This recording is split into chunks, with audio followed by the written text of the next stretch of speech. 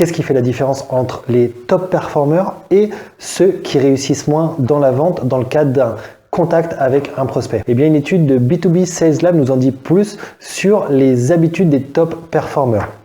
Eh bien, ce qu'on constate, c'est lors d'un appel de découverte, c'est-à-dire lorsqu'on va explorer les besoins de son prospect, eh bien, il a été constaté que ces appels ou cette conversation va durer en moyenne 76% plus de temps chez les top performers que chez les autres. En moyenne, cet échange va durer 33 minutes pour les premiers, alors que ceux qui performent moins bien vont passer aux alentours de 19 minutes de conversation et vont finalement être un peu moins productifs.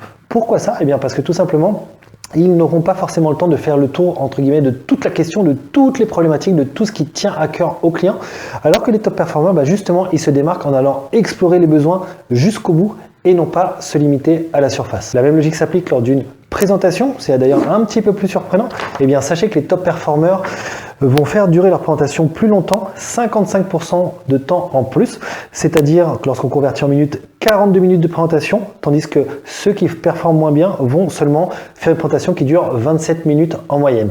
Pourquoi ça? Et ça, on le verra dans une autre vidéo. Eh bien, parce qu'ils ont plus d'interaction avec le client, ils vont faire plus d'allers-retours avec lui, ils vont prendre le temps de construire un véritable échange et non pas une simple présentation, un simple monologue qui généralement n'est pas ce qu'il y a de plus pertinent.